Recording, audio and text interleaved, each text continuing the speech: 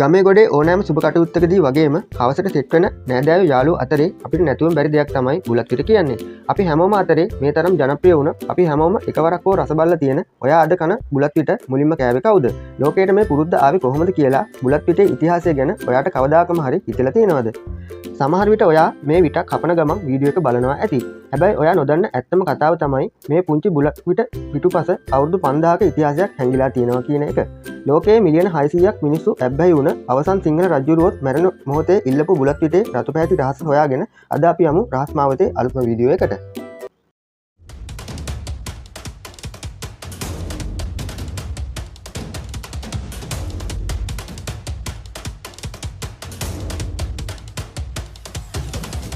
ලෝකයේ මිලියන 600කට අධික පිරිසක් අදටත් මේ රතු පැහැති රසයට ඇබ්බැහි වෙලා ඉන්නවා. හැබැයි මේක නිකම්ම නිකං විටක් නෙමෙයි. මේක පිටුපස ලේ හලපු සටන් රාජකීය රහස් වගේම අමුතු විදිහේ සංස්කෘතියෙන් හැංගිලා තියෙනවා.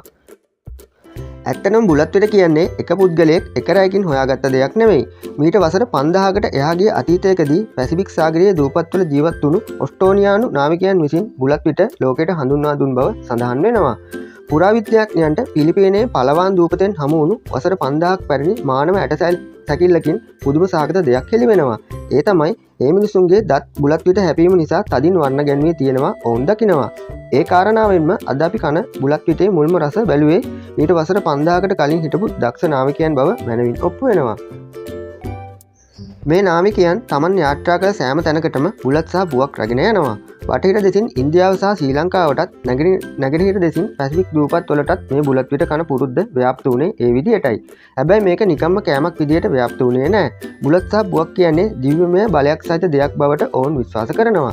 ඒ නිසාම තමයි අදටත් අපේ රටේ විතරක් නෙවෙයි ඉන්දියාව, වියට්නාමයේ වගේ රටවල් වල පවා ඕනෑම සුබ කටයුත්තකදී බුලත් අතක් පිළිගන්නවා අපිට දැක ගන්න ලැබෙන්නේ. මීට වසර 2500කට එහා ඉතිහාසයකදී පැරණි වෙළඳ මාර්ග ඔස්සේ ඉන්දියාවෙන් සහ ගිනිකොන දිග ආසියාවෙන් පැමිණි නාවිකයන් බුලත් සහ පුවක් අපේ රටට හඳුන්වා දුන් මුල්ම පිරිස විදියට නම් කරන්න පුළුවන්. ඉතින් ඔයා මේ මොහොතේ කන බුලත් පිට ලංකාවට ආවේ මීට අවුරුදු 2500කට කලින් බව ඔයා දැන් දැනගන්න ඇති. ඒ වගේම අපේ වංශ කතාවල බුලත් ගැන මුල්ම සාධකය පණ්ඩුකාභය රජ සමය දක්වාම දිව යන අතීතයකට උරුමකම් කියනවා. පණ්ඩුකාභය රජතුමා සහ ස්වර්ණපාලි කුමරිය මුණ ගැහුණු අවස්ථාවේ බුලත් කොළ ගැන ඉඟි හමු වී තිබෙන නිසා අනුරාධපුර යුගයේ ආරම්භයේ සිටම බුලත් අපේ රටේ ප්‍රචලිතව තිබූ බවට පැහැදිලි වෙනවා. හැබැයි වටිනාම දේ තමයි බුලත් පිට ලංකාව ඇතුලේ නිකම්ම කෑමක් වුණේ නැහැ. ඒක රාජකීය ගෞරවයේ සංකේතයක් බවට පත් වෙනවා. රජුට බුලත් පිළිගන්වන්න බුලත් වඩන රාල් නමින් වෙනමම නිලධාරියෙක් රජවාසලේ හිටිය බවට ඉතිහාස කතාවලින් පැහැදිලි වෙනවා. කාලයත් එක්කම මේ රාජකීය පුරුද්ද සාමාන්‍ය ජනතාව අතරට ගලාගෙන යනවා. ඕනෑම මගුල් ගෙදරකදී, මල ගෙදරකදී හෝ පන්සලේ පින්කමකදී බුලත් නැතුවම බැරි අංගයක් වෙනවා. ඒ වගේම බුලත් පිට අපේ රටේ කොයිතරම් මුල් බැස ගත්තද කියනවනම් අදටත් අපේ රටේ ගම්මාන රසක්ම බුලත් සහ පුවක් මුල් කරගෙන නම් කරලා තියෙනවා අපිට දැක ගන්න ලැබෙනවා. බුලත් සිංහල, පුවක් පිටිය, බුලත් කෝපිටිය වගේ නම් ඒවාට හොඳම උදාහරණ විදියට නම් කරන්න පුළුවන්. බුලත් පිටේ මුල් පරිණාමය ගැන කතා කරනකොට ඒ මුල් කාලයේ ඉතා පිරිසුදු ඖෂධීය සංයෝගයක් ලෙස තිබුණු බවට පෙනී යනවා. කාලයත් එක්කම මේට විවිධ දේවල් එකතු වෙලා ඇබ්බැහියක් බවට පත් වුණත් පැරණත් බුලත් පිට පස්පංගුව එහෙම නැත්නම් සප්තෝපචාර යන නම් වලින් හඳුන්වපු ශරීරයට ඉතාමත් ගුණද්‍රව්‍ය පමණක් අඩංගු රසවත් දෙයක් බව සඳහන් වෙනවා. නමුත් කාලයත් එක්ක මේ පිරිසුදු ඖෂධය සම්පූර්ණයෙන්ම වෙනස් වෙන්න පටන් ගන්නවා. 16 වන සියවසේ පෘතුගීසි සහ ලන්දේසීන් පැමිණීමත් සමගම බුලත් පිටට දුම්කොළ එකතු වෙනවා. අන්න එතනින් පස්සේ බුලත් පිට කියන්නේ සෞඛ්‍ය සම්පන්න දෙයක් නොවි පිළිකාකාර ඇබ්බැහියක් බවට පත් වෙනවා. අතීතයේ මිනිස්සු බුලත් පිට කෑවේ කට සුවඳ කරන්න වගේම ලෙඩ රෝග වලින් ආරක්ෂා වෙන්නයි. ඒත් අද බුලත් පිට කියන්නේ මුඛ පිළිකාවට ප්‍රධානතම හේතුවක් බවට පත් වුණු දෙයක් වෙලා හමාරයි. බුලත් පිට ගැන තියෙන සංවේදීම කතාව අපේ රටේ අවසාන රජු වුණු ශ්‍රී වික්‍රම රාජසිංහ රජුට සම්බන්ධ කතාවක් වෙනවා. 1815 දී ඉංග්‍රීසීන් විසින් අල්ලාගත් පසුව රජතුමා පිටුවහල් කරන මොහොතේදී පවා තමන්ගේ රාජ්‍ය අහිමිවීමේ ශෝකයෙන් හිටපු ශ්‍රී වික්‍රම රාජසිංහ රජතුමා අවසන් වරටත් ඉල්ලපු එකම දේ බුලත් පිටක් පමණක් බව ඉතිහාසයේ සඳහන් වෙනවා. ඒ තරමටම බුලත් පිට කියන දේ අපේ ලේවලට වගේම සංස්කෘතියට බද්ධ වෙලා තිබුණු බව ඒ කාරණා වලින් මනාව පැහැදිලි වෙනවා. වර්තමානයේ වන විට ලෝකේ පුරා රටවල් 20කට අධික සංඛ්‍යාවක බුලත් පිට හෝ පුවක් ආශ්‍රිත නිෂ්පාදන භාවිතා කරන මිලියන 600කට අධික පිරිසක් සිටිනවා.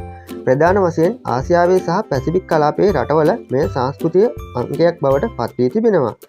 බුලත් පිට හැපීම දෛනික ජීවිතයේ අනිවාර්ය කොටසක් බවට පත්වුණු රටවල් විදිහට ඉන්දියාව, පාකිස්තානය, බංග්ලාදේශය වගේම අපේ ශ්‍රී ලංකාවත් නම් කරන්න පුළුවන්. ඒ වගේම මියන්මාරය, තායිලන්තය, වියට්නාමය සහ කාම්බෝජය තුලත් ග්‍රාමීය ජනතාව අතර අදටත් බුලත් පිට ඉතාමත් ජනප්‍රියයි.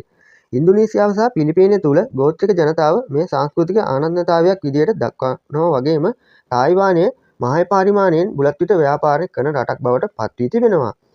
පැපුවා නිව්ගිනියාව ලෝකයේ වැඩිම පිරිසක් බුලත් පිට කන රට බවට වර්තමානය වෙනකොට පත් වෙලා හමාරයි. අද වෙනකොට ඉන්දියාව විසින් නිෂ්පාදනය කරන ගුට්කා සහ පාන් මසාලා පැකට් ලෝකයේ රටවල් 50කට අධික සංඛ්‍යාවකට අපනයනය කරනවා. ඒ හේතුව නිසා බුලත් කොලේ නැතුව උනත් පුවක් දුම් කළ සැපීමේ පුරුද්ද අද වෙනකොට යුරෝපය සහ ඇමරිකාවටත් ඇතුළුව ලෝකයේ පුරාම ව්‍යාප්ත වෙමින් පවතිනවා. ශ්‍රී ලංකාවේ ඉතිහාසය දෙස බලපුවාම බුලත් පිටට වැඩිපුරම ඇලුම් කර රජතුමා විදිහට ශ්‍රී වික්‍රම රාජසිංහ රජතුමා අපිට හඳුන්වන්න පුළුවන්. රජු සතුව රන්වන් පැහැති ඉතා වටිනා බුලත් තෙප්පුවක් තිබූ අතර රජු සෑම විටම බුලත් පිටක් කපමින් සිටි බවට ඉතිහාස කතාවල සඳහන් වෙනවා. ඒ වගේම ඉන්දියාවේ මූගල් අධිරාජ්‍යයේ බලවත් පාලකයෙක් වුණු අක්බර් රජුත් බුලත් පිටට දැඩිව ඇබ්බැහි වුණු රජ කෙනෙක් විදිහට ඉතිහාසගත වෙනවා. ඔහු රජ සභාවේ අමුත්තන් පිළිගැන්වීමේදී සහ ගිවිසුම් අත්සන් කිරීමේදී බුලත් පිටක් පිළිගැන්වීම අනිවාර්ය චාරිත්‍රයක් කර තිබෙනවා. 15 වන සියවසේ විසූ ඉතාලි ජාතික ලෝක ප්‍රසිද්ධ සංචාරකයෙක් වුණ නිකොලෝ කොන්ටි නම් නාවිකයා බුලත් පිට රස බලා එහි රසය ගැන ලෝකයටම මුලින්ම විස්තර කර බටහිර ජාතිකයා විදියට සැලකෙනවා. බුලත් පිට කියන්නේ නිකම්ම රසයක් විතරක් නෙමෙයි. ඒක ඇතුලේ නැතිවුණු රාජ්‍යයක අභිමානය සහ තමන්ගේ රටේ සුවඳ පවතිනවා.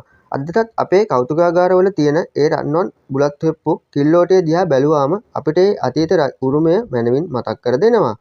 අවුරුදු 5000කට එහා ඉඳන් ආපු අද අපි කන බුලත් පිටේ ඉතිහාසය ගැන ඔයා වටිනා දෙයක් මේ වීඩියෝ එක හරහා දැනගන්න ඇති කියලා අපි හිතනවා. ඔයත් බුලත් පිට කන්න ආස කෙනෙක් නම් අනිවාර්යයෙන්ම මතක ඇතුව මේ වීඩියෝ එකට ලයික් එකක් දාගෙන යන්න. ඔයාගේ අදහසත් පහලින් කමෙන්ට් කරගෙන යන්න. මේ වගේ වටින වීඩියෝ බලන්න රහස් මාවත subscribe කරලා එකතු වෙන්න කියන ගමන් අදට මේ වීඩියෝ එකෙන් සමුගන්නවා. ඔයාලා හැමෝටම සුබ දවසක්.